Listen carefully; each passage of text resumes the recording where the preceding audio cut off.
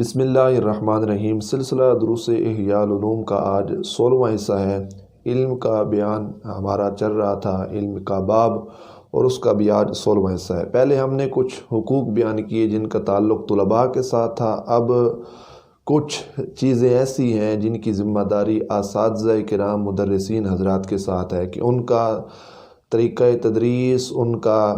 انداز اور طلباء کے ساتھ ان کا رویہ کیا ہونا چاہیے۔ اس میں کچھ آداب امام غزالی رحمۃ اللہ تعالی علیہ نے اساتذہ کے حوالہ سے ذکر کی ہیں۔ سب سے پہلا مدرسین کا یہ کام بنتا ہے کہ طلباء پر شفقت و محبت کے ساتھ پیش آئیں اور ان کو اپنی اولاد کی طرح سمجھیں۔ نبی پاک صلی اللہ تعالی علیہ وآلہ وبارک وسلم ارشاد فرماتے ہیں، میں تمہارے لیے اس طرح ہوں جس طرح والد اپنی اولاد کے لیے ہوتا ہے۔ اور آگے اس میں امام غزالی نے کیا وضاحت کی ہے کہ جو استاد ہے وہ طلباء کو آخرت کی جو آگ ہے، آخرت کا جو عذاب ہے، اس سے بچانے کا ارادہ کرے، قصد کرے۔ اور کہتے ہیں کہ یہ جو بات ہے یہ ماں باپ کے لحاظ سے، جس طرح ماں باپ بچے کو دنیا کی آگ سے بچاتے ہیں، اس کو محفوظ رکھتے ہیں، فرمایا اولاد کے لیے بنسبت ماں باپ کے سمجھانے اور تربیت کرنے کے لحاظ سے، فرمایا اساتذہ کرام کا ان کی تربیت کرنا اور ان کو آخرت کی آگ سے بچانا، فرمایا یہ اس سے زیادہ اہمیت کا حامل ہے۔ مطلب ماں باپ بچے کو دنیا کی آگ سے بچاتے ہیں، جبکہ جو اساتذہ ہوتے ہیں وہ بچے کو آخرت کی عذاب سے، آخرت کی آگ سے بچاتے ہیں۔ تو اس لیے استاد کا آخرت کی عذاب سے، آخرت کی آگ سے بچانا، آخرت کے عذاب سے بچانا، یہ بنسبت ماں باپ کے بچانے سے زیادہ اہمیت کا حامل ہے۔ آگے آپ کیا فرماتے ہیں کہ استاد کا حق ماں باپ کے حق سے بہت بڑا ہے، اس لیے کہ ماں باپ دنیا کی آگ سے بچاتے ہیں جبکہ استاد جو ہوتے ہیں وہ جہنم کی آگ سے بچاتے ہیں۔ اور آگے آپ فرماتے ہیں باپ جو ہوتا ہے وہ وجود زندگی اور فانی زندگی ہے، اس کا سبب ہے کہ زندگی کا سبب ہے، اور استاد باقی رہنے والی زندگی کا ذریعہ ہے۔ مطلب جو ہماری زندگی کا آخری حصہ ہوگا، ہم مرنے کے بعد قبر کے اندر جائیں گے جہاں پہ ہم نے بہت طویل عرصہ رہنا ہے، میدان محشر تک، تو وہ جو زندگی ہے اس کا جو وسیلہ توسل ہے وہ استاد ہے، استاد کی تربیت ہے۔ تو وہ جیسے ہماری تربیت کرے گا تو اس انداز میں انشاءاللہ ہمارے جو قبر کا معاملہ ہوگا، جو قبر کی زندگی ہوگی، اس کے اندر اللہ تعالی ہمارے لیے آسانیاں پیدا فرمائے گا۔ آگے آپ فرماتے ہیں کہ باپ اگر دنیا کے لحاظ سے تربیت کرے اور آخرت کے لحاظ سے تربیت نہ کرے تو فرمایا ان کی جو تربیت ہے وہ باعث ہلاکت بنے گی، ہلاکت کی طرف لے کے جائے گی۔ لیکن فرماتے ہیں استاد جب تربیت کرتا ہے تو استاد کی جو تربیت ہوگی، فرمایا وہ دائمی زندگی کا فائدہ اس کے لیے ہوگا، ہمیشہ جو رہنے والی زندگی ہے اس کے لیے وہ تربیت جو ہے وہ فائدہ مند بن کے نظر آئے گی۔ آپ فرماتے ہیں اس سے مراد وہ اساتذہ کرام ہیں جو اپنے طلباء کو آخرت کے علوم سکھاتے ہیں، تو ان آخرت کے علوم سکھانے کے لحاظ سے کیا ہوگا، ان کو آخرت کے اندر فائدہ ہوگا۔ آگے اس حوالہ سے ایک اور دوسرا ادب ذکر کیا گیا اساتذہ کے حوالے سے، مدرسین کے حوالے سے، کہ اساتذہ کرام و مدرسین حضرات کو چاہیے کہ وہ نبی پاک صلی اللہ علیہ وسلم کے نقش قدم پہ چلیں اور دین پڑھانے کے لحاظ سے، علوم پڑھانے کے لحاظ سے اجرت طلب نہ کریں۔ اس کا مطلب کیا ہے کہ طمع اور لالچ ان کے اذہان کے اندر نہ ہو کہ ہم نے یہ دین پڑھانا ہے اور اس دین پڑھانے کی وجہ سے ہمیں مال ملے گا۔ امام غزالی کہتے ہیں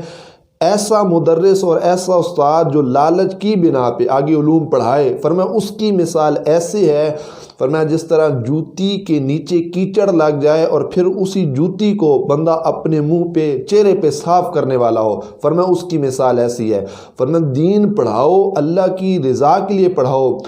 اللہ کا قرب کا ایک ذریعہ بناؤ کہ میں دین پڑھا کر اللہ کا قرب حاصل کروں گا۔ اس نظریے اور اعتقاد کے ساتھ دین نہ پڑھاؤ کہ میں دین پڑھاؤں گا مجھے پیسے ملیں گے۔ یہ طمع اور لالچ دو چیزیں، یہ جو ایک چیز ہے لالچ کرنا، اس سے امام غزالی رحمۃ اللہ تعالی علیہ نے بچنے کا نسخہ بیان کیا ہے کہ دین اللہ کی رضا کے لیے پڑھاؤ۔ تو یہ جو مقاصد ہیں لالچ کے، ان کو اپنے اندر سے بالکل نکال دو۔ آگے آپ فرماتے ہیں کہ کوئی بھی استاد جب اپنے طالب علم کو پڑھائے تو کسی کی جزا یا شکریہ کا قصد نہ کرے۔ اس کا کیا مطلب کہ اس نظریے سے دین پڑھانا، علوم پڑھانا استاد کے لیے کہ میں علوم پڑھاؤں گا، پھر وہ قصد کرے کہ پڑھنے والا میرا شکریہ ادا کرے گا یا اس کی مجھے جزا دے گا، مالی صورت میں یا کسی بھی صورت کے اندر ہو، تو ایسی صورتحال سے استاد کو منع کیا گیا کہ یہ قصد مدرس کے ذہن کے اندر نہ ہو کہ دین پڑھاؤں گا تو آگے سے شکریہ جو ہے وہ تحفے کے اندر مجھے ملے گا۔ تو دین پڑھایا جائے کس کے لیے؟ اللہ کی رضا کے حصول کے لیے۔ آگے آپ فرماتے ہیں طلباء پر کوئی احسان نہ کرے، مطلب یہ نہ ہو کہ آپ جو ہے نا مدرسین حضرات، اساتذہ کرام طلباء کو درسی کتب پڑھائیں پھر اس پر احسان جتلائیں، فرمایا اس سے منع کیا ہے۔ لیکن یہ آپ نے بیان فرمایا کہ طلباء اس پر جو ہے وہ کر سکتے ہیں، ان پر لازم ہے کہ وہ استاد کے کیا ہوں؟ احسان مند ہوں، مطلب ان کو علم ہونا چاہیے کہ ہمارا دل خالی تھا، انہوں نے اپنے نور و حکمت سے، علمی فیضان سے ہمارے قلوب کو منور کیا، تو اساتذہ کرام کے لیے طلباء کو احسان مند ہونا چاہیے۔ آگے آپ نے بڑی خوبصورت بات کی، فرمایا کہ جو اللہ کی رضا کے لیے علوم نہیں پڑھائیں گے، فرمایا ایسے اساتذہ اور مدرسین، فرمایا جو دنیا کی لالچ کی خاطر علوم و فنون پڑھائیں گے، فرمایا قیامت کے دن فرمایا مجرموں کے ساتھ اللہ تعالیٰ جل جلالہ کی بارگاہ میں ایسے حاضر ہوں گے کہ ان مدرسین، ان اساتذہ کرام کے جو سر ہوں گے وہ اللہ کی بارگاہ میں شرمندگی کی وجہ سے جھکے ہوئے ہوں گے۔ تو اس شرمندگی سے ہم نے اپنے آپ کو بچانا ہے، اور ایسے جو ہے نا جماعتیں جو قیامت کے دن جنہوں نے جرم کیے ہوں گے، مجرم جو قومیں ہوں گی، ان کے ساتھ جو ہے نا ہمیں بچنا چاہیے کہ ہمارا شمار ان کے ساتھ نہ ہو، بلکہ ہمیں چاہیے کہ ہم دین جو ہے وہ اللہ کی رضا کے حصول کے لیے پڑھائیں۔ آگے آپ نے ارشاد فرمایا کہ استاد کا جو تیسرا ادب ہے وہ یہ ہے کہ طالب علم کو نصیحت کرنا کبھی بھی ترک نہ کرے، ہمیشہ اس کو اسباق کے دوران اسباق سے ہٹ کر ان کو ہمیشہ نصیحت کرتا رہے، اچھی باتیں استاد کا کام ہے وہ سکھاتا رہے۔ اور آپ فرماتے ہیں کہ جب تک وہ رتبے کا مستحق نہ ہو جائے، فرمایا اسے رتبہ حاصل کرنے کی خواہش سے روکا جائے، مطلب طالب علم کے ذہن میں اس رتبے تک پہنچنے کا جو ایک ذہن ہوگا، فرمایا اس سے روکا جائے۔ اگر اس کی امیدیں زیادہ بڑھ جائیں گی تو حقیقی جو اسباق ہیں اس سے اس کا جو ہے دل وہ پھر جائے گا۔ اور آگے آپ کیا فرماتے ہیں کہ طلباء کے لیے یہ بات ضروری ہے کہ اساتذہ اس بات کی تلقین کریں کہ علم حاصل کرو تاکہ اس علم سے اللہ راضی ہو جائے اور اللہ کا قرب نصیب ہو جائے۔ فرمایا کہ حکومت کا حصول ہو یا فخر، تکبر، اس بنا پر یا کسی سے جھگڑنا ہو، اس لحاظ سے ان کی ایسی تربیت نہ کی جائے، بلکہ شروع سے ہی یہ باتیں طلباء کو سکھا دی جائیں کہ بیٹا علم پڑھو تاکہ اس علم سے اللہ تعالیٰ جل جلالہ کی جو ذات ہے وہ راضی ہو جائے۔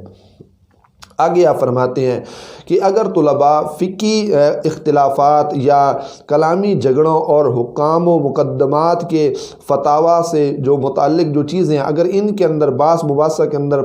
پڑ جائیں، فرمایا اس سے ان کو روک لو، فرمایا کیونکہ یہ علوم آخرت نہیں ہے، اگر ان کے اندر وہ پڑ گئے تو سارا ذہن ان کا اسی کے اندر چلا جائے گا، تو حقیقی جو مقصد ہوگا وہ فوت ہو جائے گا۔ تو فرمایا کیونکہ ان کا جو تعلق ہے وہ آخرت کے ساتھ نہیں ہے، تو لہٰذا ان سے ان کو بچایا جائے۔ آگے چوتھا ادب امام غزالی رحمۃ اللہ تعالی علیہ نے نقل کیا کہ اساتذہ کرام کے لیے یہ ضروری ہے کہ طالب علم کو حتی الامکان جو ہے وہ اشاروں کے ساتھ سمجھائیں، واضح انداز کے ساتھ ان کو نہ سمجھائیں، رحمت بھرے جو ہے نا لہجے کے ساتھ، طریقے کے ساتھ ان کو سمجھایا جائے، ان کو جھڑکے مت۔ فرمایا کہ جو اگر اساتذہ کرام طلباء کو جھڑکیں گے تو کہتے ہیں یہ مخالفت جو ہے نا کرنے پر جرات پیدا ہوتی ہے، اس سے جو اختلاف ہے وہ پیدا ہو جائے گا۔ اور آپ فرماتے ہیں نبی پاک صلی اللہ تعالی علیہ وآلہ وبارک وسلم ارشاد فرماتے ہیں اگر لوگوں کو مینگنی توڑنے سے منع کیا جائے کہ مینگنیاں مت توڑو، تو وہ اس کو توڑیں گے، اور کہیں گے جو ہمیں روکا گیا تو ضرور اس میں کوئی بات ہے، لہٰذا جس چیز سے روکا جائے ہم نے وہی کرنا ہے۔ تو اساتذہ کرام طلباء کو جھڑکنا اور اس طرح کی جو ہے نا سختی کرنا، یہ انداز نہیں ہونا چاہیے، بلکہ رحمت بھرے الفاظ کے ساتھ ان کی اچھے انداز میں تربیت کی جائے تاکہ وہ اس دین کے لائن کے اندر بھی رہے، مدرسہ کے اندر بھی رہے، اسباق بھی حاصل کرتا رہے، اور جو گندی عادت ہے طالب علم کے اندر وہ اس عادت کو ترک بھی کر دے اور دینداری کے اندر بھی رہے۔ آپ فرماتے ہیں آگے امام غزالی رحمۃ اللہ تعالی علیہ نے 5ویں عادت جو ہے وہ آدب جو ہے بیان کیا ہے۔ کہتے ہیں کسی علم کے ذمہ دار استاد کو چاہیے کہ جب وہ طالب علم کو دین پڑھائے تو فرمایا کہ جو علم اس کے علاوہ ہے اس کی نفرت جو ہے وہ طالب علم کے ذہن میں نہ ڈالے۔ اس کی آپ نے مثال دی، فرمایا لغت جو ہے سکھانے والے اساتذہ کی عادت ہوتی ہے کہ وہ علم فقہ پڑھانے والے علماء کی برائی بیان کرتے ہیں، فرمایا ایسا نہ کیا جائے۔ فرمایا فقہ کا جو استاذ ہوتا ہے وہ علم حدیث اور تفسیر جو پڑھانے والے اساتذہ کرام ہوتے ہیں وہ ان کی جو ہے برائی کرتا ہے، تو ایسا ہرگز نہیں کرنا چاہیے۔ اور فرماتے ہیں وہ تو یہ کہتا ہے کہ یہ تو محض نقل و سماع اور بوڑھی عورتوں کا کام ہے، عقل کا اس میں کوئی دخل نہیں ہے۔ فرماتے ہیں علم کلام جو ہے، فرمایا یہ علم فقہ سے نفرت دلاتا ہے، علم کلام پڑھانے والے اساتذہ کرام علم فقہ پڑھانے والوں سے نفرت دلاتے ہیں اور یہ کہتے ہیں یہ تو فروعی مسائل ہیں اور عورتوں کے حیض کے بارے میں گفتگو ہے وغیرہ وغیرہ۔ فرمایا یہ علم کلام کو کیسے پہنچ سکتا ہے، علم فقہ پڑھانے والے میں علم کلام کو کیسے پہنچ سکتے ہیں، کیونکہ وہ تو رحمان کی صفات کا ذکر ہے۔ فرمایا اساتذہ کرام کی یہ عادات کہ جو پیریڈز وہ پڑھائیں، علم کلام پڑھانے والا، علم فقہ پڑھانے والے اساتذہ کرام کی وہ کیا کرے گا، مذمت کرے گا کہ یہ کیا چیز ہے، اصل پیریڈ تو میرا ہی ہے۔ فرمایا یہ جتنی بھی عادات ہیں، یہ عادات آپ نے شمار کی ہیں، ان کو عادات مذموم، فرمایا یہ بری عادات ہیں، اساتذہ کرام ایسا نہ کریں۔ فرمایا کہ طالب علم اگر کوئی ایک سبق آپ سے پڑھ رہا ہو تو باقی اسباق کے معاملے میں ان کو ہرگز مت روکا جائے کہ اپنے ہی سبق میں دل لگانا کہ یہی اچھا سبق ہے، یہی بہتر ہے، یہی اعلیٰ ہے۔ وہ فقہ کون سا سبق ہے، وہ علم حدیث کون سا سبق ہے، وہ علم تفسیر کون سا سبق ہے، وہ علم کلام کون سا سبق ہے، علم عقائد کون سا سبق ہے۔ تو یہ جتنی بھی چیزیں کہتے ہیں امام غزالی رحمۃ اللہ تعالی علیہ کہ یہ طالب علم کے ذہن کو خراب کرتی ہیں، لہٰذا اپنے اسباق میں بھی اس کا دل لگایا جائے اور اس سبق کے علاوہ باقی جتنے اسباق ہیں چاہے ان کا تعلق حدیث کے ساتھ ہو، فقہ کے ساتھ ہو، تفاسیر کے ساتھ ہو، ان کے اندر بھی اس کا دل لگایا جائے۔ اگرچہ وہ اسباق آپ کے پاس نہیں پڑھتا پھر بھی ان علوم کی محبت طالب علم کے دل کے اندر داخل کی جائے تاکہ درجہ بدرجہ جس طرح آپ کے پاس وہ مضامین پڑھ رہا ہے اسی طرح باقی اساتذہ کرام کے پاس بھی وہ مضامین پڑھنے کے لحاظ سے اس کا جو دل ہے وہ ان کی طرف راغب ہو جائے۔ آپ فرماتے ہیں چھٹا ادب یہ ہے کہ طالب علم کے ذہن کے مطابق اسے سمجھایا جائے۔ فرمایا کہ وہ ایسا نہ ہو کہ آپ اس کو وہ بات بتائیں کہ جہاں تک اس کی عقل نہ آ جاتی ہو۔ یا فرماتے ہیں کہ نبی پاک صلی اللہ تعالی علیہ وآلہ وبارک وسلم ارشاد فرماتے ہیں کہ ہم گروہ انبیاء کو حکم دیا گیا کہ ہم لوگوں کو ان کے مراتب دیکھیں، ان کے رتبے دیکھیں۔ انبیاء کو یہ حکم دیا گیا اور ان کی عقلوں کے مطابق ان سے گفتگو کریں، مطلب جتنی بندے کی عقل ہو سمجھو اس مطابق جو ہے وہ گفتگو کرنی چاہیے۔ آگے ارشاد کیا فرماتے ہیں کہ کوئی بھی استاد جو ہے وہ شاگرد کے سامنے کوئی حقیقت اس وقت رکھے جب وہ جانتا ہو اور اس کو سمجھ لے گا۔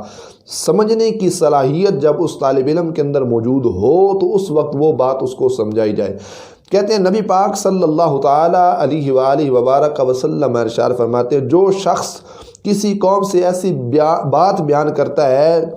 جس تک ان کی عقلیں نہیں پہنچتی تو بعض کے لیے وہ بات جو ہے وہ فتنے کا باعث بن جاتی ہیں۔ وہ بات ایسی قوموں کو بتانا جہاں تک ان کی عقلوں کی رسائی نہیں، جہاں تک ان کی عقلیں نہیں جاتی، ان کی سمجھ نہیں جاتی، تو وہ باتیں جو ہیں بعض لوگوں کو فتنے کے اندر مبتلا کر دیتی ہیں۔ تو پھر مدرسین و اساتذہ کرام کا کام ہے اتنی بات میٹھی، خوبصورت اور کیا کہتے ہیں جامع انداز میں لمبے کلام کو، لمبی گفتگو کو مختصر جامع انداز میں طالب علم کو آسان کر کے سمجھائے، جتنی بات جو ہے اس کی عقل، اس کا دماغ اس بات کو قبول کر لے۔ اگر ایسی بات سمجھائی کہ جو اس کی عقل کے اندر وہ بات نہ بیٹھی تو ہو سکتا ہے وہ اس کا جو دل ہے وہ دین سے دور ہو جائے، تو اس کے دل کو تھکانا نہیں ہے، اکتانا نہیں ہے، بلکہ اس کے جو دماغ ہے نا اس کو ایک حالت کے اندر رکھنا ہے تاکہ جتنے ہم اسباق تھوڑے تھوڑے کر کے آسان کر کے اس کو سمجھائیں، اس کو پڑھائیں، آسانی کے ساتھ وہ باتیں طالب علم کے ذہن کے اندر بیٹھ جائیں۔ کہتے ہیں سیدنا مولا علی المرتضیٰ شیر خدا رضی اللہ تعالی عنہ نے اپنے سینے کی طرف اشارہ کرتے ہوئے فرمایا یہاں بہت زیادہ علوم ہیں، لیکن مولا علی المرتضیٰ رضی اللہ تعالی عنہ فرماتے ہیں بتاؤں گا بھی انہیں جو کچھ سمجھنے والا ہو۔ تو آپ نے سچ فرمایا، نیک لوگوں کا فرمایا کہ یہ کام ہے کہ ان کے قلوب کے اندر جو ہے نا بہت سارے علوم جو ہیں وہ چھپے ہوتے ہیں۔ فرماتے ہیں اسی طرح کہ نبی پاک صلی اللہ تعالیٰ علیہ وآلہ وبارک وسلم آگے ارشاد فرماتے ہیں کہ اللہ تعالیٰ جل جلالہ نے بھی منع فرمایا اس چیز سے۔ کیا چیز؟ اللہ تعالیٰ فرماتا ہے کہ نا سمجھ لوگوں کو اپنا مال نہ دو، مطلب جو لوگ سمجھدار ہوں انہی کو جو چیز دو، جو لوگ نا سمجھ ہیں ان کو اپنی امانت ان کے حوالے نہ کرو۔ آگے آپ فرماتے ہیں کہ اس بات پر یہ بھی تنبیہ کی جاتی ہے کہ جو شخص علم کو خراب کرے اور نقصان پہنچائے اس سے علم کو بچانا بہتر ہے، کہ مطلب پتہ ہو کہ یہ بندہ میرے علم کی بات کو خراب کرے گا اور اس سے وہ نقصان جو ہے نا وہ پہنچے گا، یہ اس بات کو توڑ مروڑ کر پیش کرے گا، یہ بات اس کی سمجھ و عقل سے ماورا ہے، تو کہتے ہیں کہ اس علم سے بچانا بہتر ہے کہ ایسی بات پھر ان کے سامنے بیان نہ کی جائے۔ آگے امام غزالی رحمۃ اللہ تعالی علیہ آپ فرماتے ہیں کہ اگر طالب علم سمجھدار نہ ہو، یہ بھی ایک ادب ہے اساتذہ کرام کے حوالہ سے، تو اسے ایسی موٹی اور واضح بات بتائی جائے جو اس کے لائق ہو، اور فرماتے ہیں کہ اسے باریک بات مت کی جائے کہ جو باریک بات اس کے ذہن کو پریشان کرنے والی ہو، بلکہ اس کو موٹی سی بات بتا دی جائے جو آسانی کے ساتھ اس کے ذہن کے اندر جو ہے وہ بیٹھ جائے۔ آپ فرماتے ہیں اس سے واضح اشارہ اس طرف ہے کہ اس کی رغبت ایسے کم نہ ہو جائے کہ اگر آپ نے باریک اور مشکل کر کے اس کو اسباق سمجھائے اور اس کا ذہن جو ہے وہ خراب نہ ہو جائے، اور فرماتے ہیں کہ اس لحاظ سے کہ اس کو جو ہے نا آسان کر کے بات کو سمجھایا جائے۔ آگے امام غزالی رحمۃ اللہ تعالی علیہ آپ فرماتے ہیں اساتذہ کرام کو اپنے علم کے مطابق عمل بھی کرنا چاہیے، کہ علوم و طلباء کو پڑھا رہے ہیں لیکن ساتھ ان علوم پر عمل بھی کرنا چاہیے۔ اور ایک اور ادب آپ نے بڑی ہی شاندار انداز میں بیان کیا، کہتے ہیں اگر طالب علم سمجھدار نہ ہو تو اسے ایسی موٹی اور واضح بات بتائیے اور جو اس کے لائق ہے، اور فرماتے ہیں اسے یہ نہ بتائیے کہ اس کے علاوہ کوئی باریک بات موجود ہے۔ جس طرح عادت ہوتی ہے بندہ کہتا ہے یہ میں نے مثال موٹی موٹی کر کے سمجھائی، اس سے باریک اور اس سے زیادہ نقطے اور اہمیت والی اور باتیں میرے ذہن کے اندر موجود ہیں، وہ بھی میں آپ کو نہیں بتاتا، تو یہ بات نہیں ہونی چاہیے۔ فرماتے ہیں اس سے نقصان کیا ہوگا؟ فرماتے ہیں اس سے واضح بات کے بارے میں بھی جو ہے نا اس کی رغبت کم ہو جائے گی۔ جو واضح استاد بات طالب علم کو بتائے گا تو اس لحاظ سے اس کی رغبت جو ہے طالب علم کی کم ہو جائے گی، اور اس کا جو ذہن ہوگا وہ غلط ہو جائے گا، اور وہ طالب علم وہم کرے گا کہ استاد نے بخل سے کام لیا ہے، کنجوسی سے کام لیا ہے۔ استاد نے مطلب کہا کہ میں یہ موٹی موٹی بات میں نے تمہیں سمجھا دی ہے، باریک نقطہ میں نے اپنے ذہن کے اندر رکھ دیا ہے، تو کہتے ہیں وہ موٹی موٹی بات کی طرف بھی طالب علم کا ذہن نہیں جائے گا۔ وجہ کیا ہوگی؟ طالب علم کے ذہن میں فوراً یہ بات آ جائے گی کہ استاد کے پاس تو علوم اور بھی تھے، استاد نے بخل سے کام لیا ہے۔ تو ایسی ساری باتیں جو ہیں وہ طالب علم اساتذہ کرام کے حوالے